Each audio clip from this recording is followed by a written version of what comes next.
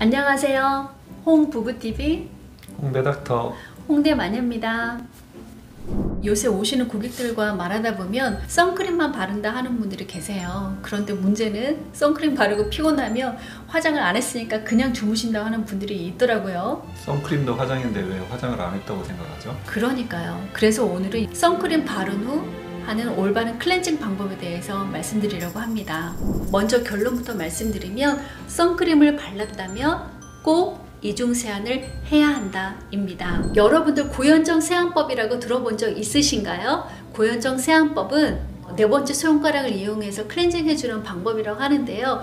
고현정 씨가 네 번째 손가락을 활용한 이유가 있대요. 그 이유는 손에 가장 힘이 덜 들어가서 피부에 최대한 자극을 덜 주는 방법으로 클렌징을 했다고 하는데요. 저는 중지와 약지를 이용해서 클렌징을 하거든요. 여러분들도 그 방법으로 최대한 중지와 약지 힘을 빼서 부드럽게 클렌징 해주면 됩니다.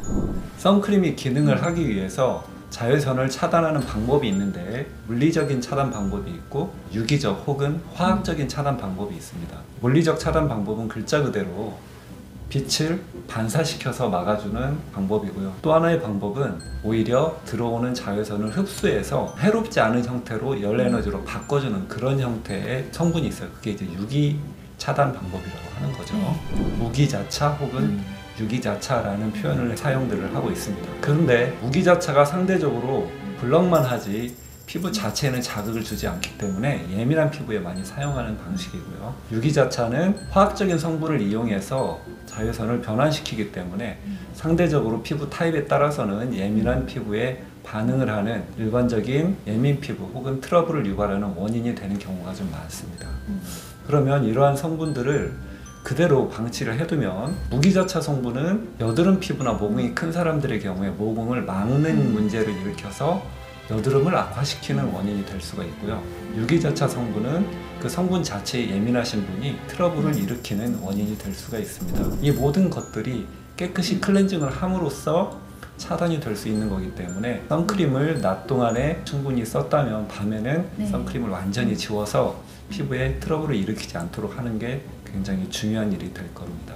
건강하고 깨끗한 피부를 위해서는 클렌징을 어떻게 하느냐가 무엇보다 중요합니다. 먼저 클렌징에 대해서 알아보겠습니다. 클렌징은 세안제인데요. 메이크업이나 오염물질 등을 엉기게 한 후에 이를 휴지나 물로 제거하는 원리를 말합니다. 그래서 클렌징 시간이 너무 길면 이미 닦아낸 오염물질을 얼굴에 마사지하는 것과 같기 때문에 1, 2분 내에서 마치는 것이 좋습니다. 하지만 메이크업 상태에 따라서 2중, 3중 세안으로 여러 번 헹궈주는 것이 좋습니다. 뜨거운 물보다는 체온과 비슷한 약간 미지근한 정도가 적당하고요. 마무리로 항상 찬물로 모공을 조여 탄력을 회복시켜주는 것이 좋습니다. 먼저 1차 세안으로 본인 피부 타입에 맞는 클렌징 제품을 선택하는 게 좋습니다. 피부가 예민한 민감성 피부는 클렌징 워터, 여드름이나 지성 피부는 클렌징 젤, 건성 피부는 클렌징 오일이나 클렌징 크림을 추천드립니다. 간혹 내 피부 타입이 어떤 타입인지 잘 모르겠다는 분들이 계시거든요. 그런 분들에게 추천드리는 거는 모든 타입이 사용할 수 있는 클렌징 로션을 추천드립니다. 2차 세안으로는 약산성 저자극 세안제를 이용하는데 주로 거품이 많이 나는 클렌징 폼을 이용합니다. 먼저 손에서 거품을 낸 후에 부드럽게 클렌징 해주면 됩니다.